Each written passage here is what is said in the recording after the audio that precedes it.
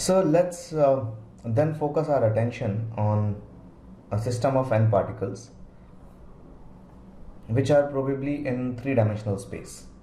So there is a three-dimensional space somewhere, maybe like this, and the usual axes.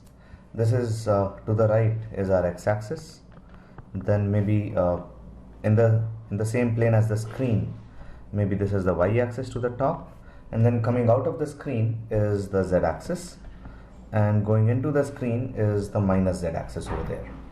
So this is a three-dimensional space, and there are some particles which are placed here. The particles may be placed anywhere randomly, spread around like this, and let us say that these particles have masses and coordinates. We know their masses and their coordinates. So first there are n number of particles. There are n particles of masses m1, m2, m3 and so on till mn, kept at positions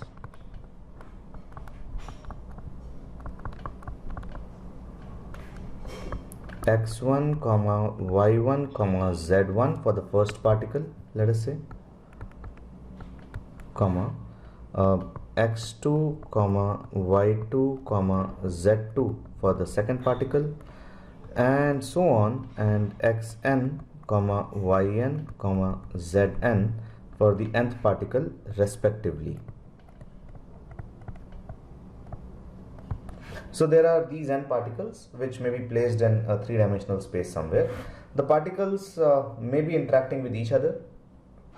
So you've got a system of n particles. When I say a system of n particles, I am saying that these n particles are to be considered for all the analysis that I am doing, and if they are interacting with each other, that will be called an internal interaction within the system. And if there is somebody else who is applying forces on these particles, then they will be classified as external forces or external torques. And due to these interactions, these masses may be moving around, and they may have velocities and they may have accelerations. So let's keep all that in mind. Now, once we know these n masses, we know m1, m2, m3, m4 up to mn, and we know the locations of these masses, which are x1, y1, z1 for the first one, x2, y2, z2 for the second one, and so on. We can find out the location of center of mass of all these n masses that we have taken. And all the things that I'm going to do only for one coordinate. Let us say I will be doing it for the x-axis, and similar results will be there for y and z axes. So after I get the result, I will probably just write the result for y and z axes, but I will not repeat everything three times, people. So we can find out where is the x coordinate of the center of mass of all these masses. We know that formula. We know that x coordinate of the center of mass is going to be m1x1 plus m2x2 plus m3x3 plus so on till the very end, and divided by m1 plus m2 plus m3 plus till the very end.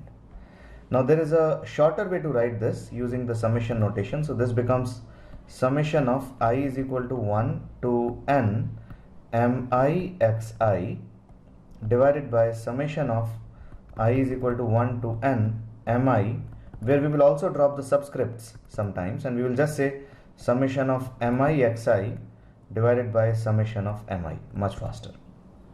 So this is what we will say sometimes. And we will have similar expressions for y center of mass, for z center of mass. And in short, what I can say is, if I denote the location of the center of mass as r center of mass in vector notations, then that will become x center of mass I cap plus y center of mass j cap plus z center of mass k cap, and let me take it as this z center of mass k cap. And I can then write that r of center of mass is equal to summation of mi Ri with a vector on the top divided by summation of Mi, where Ri will be xi I cap plus yi j cap plus zi k cap. That will be the location of the ith particle. Now, as we said, these masses are allowed to move around. So each one of them has a certain velocity, has got a certain acceleration. Now, if these masses are moving around, if they are moving around in space here, then clearly the center of mass is also going to move around. So then what I can talk about is the rate at which the location of center of mass changes.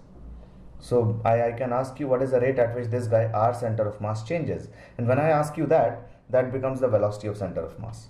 So please keep in mind that even though the center of mass is not a physical point, it may not be a physical point, there may not be any physical mass present at wherever that center of mass is, but still that center of mass is a location in space, and I can define at what rate is that location changing. So I can define the velocity of center of mass, and analogously then after that I can define the acceleration of center of mass. So you need to keep in mind those facts. So although center of mass may not be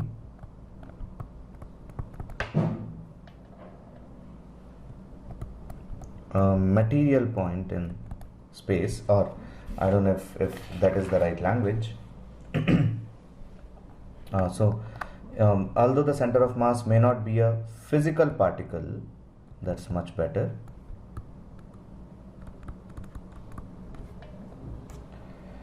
It can have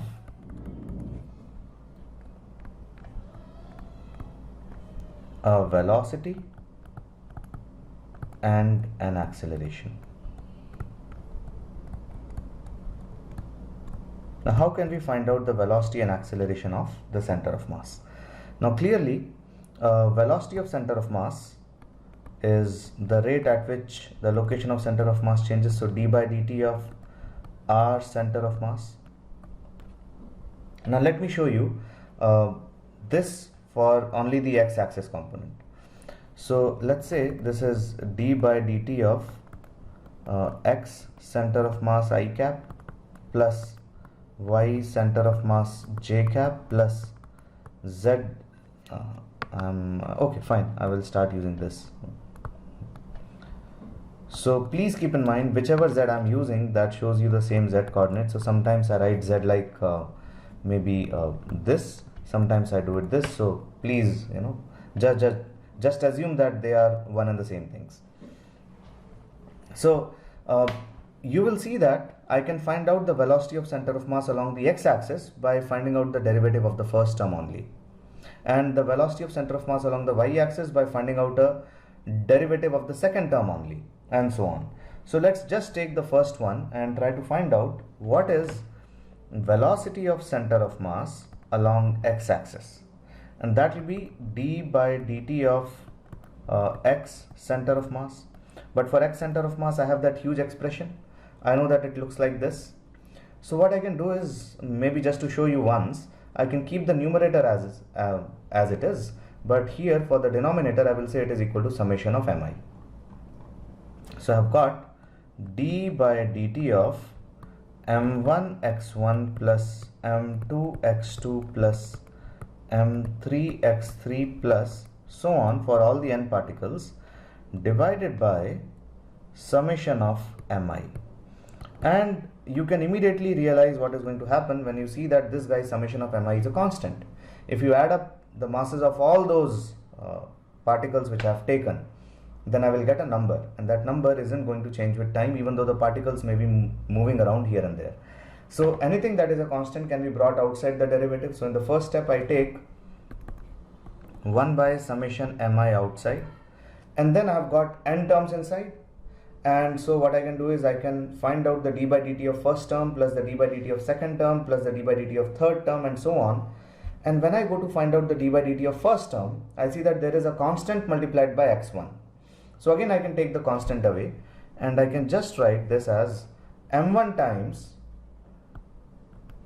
d by dt of x1, which is the rate at which the x coordinate of the first mass changes.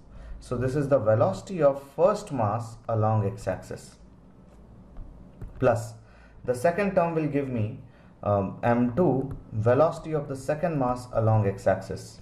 The third term will give me m3 and velocity of the third mass along x-axis, and so on for all the n masses. So this is that entire expression that I'm going to get.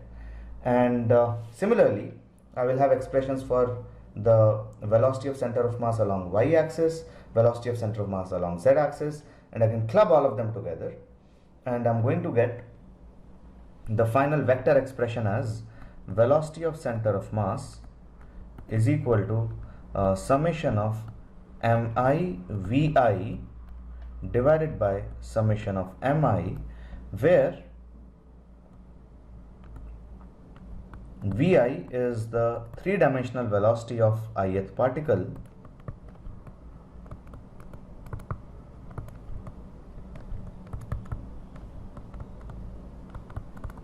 which can be represented as v ith particle along x-axis I cap plus v ith particle along y-axis j cap plus v ith particle along z-axis k cap.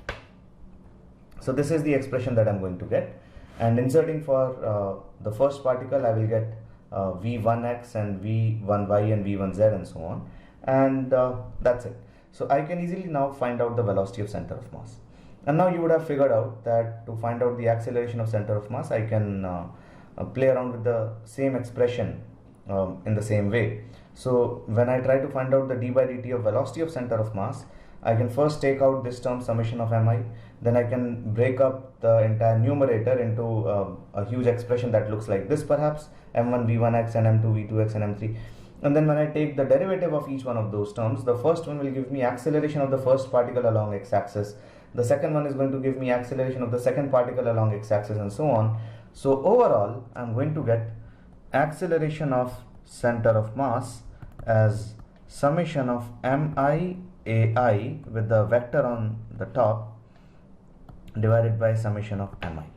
So we have been able to now figure out the velocity of center of mass and the acceleration of center of mass, and these themselves are pretty interesting expressions.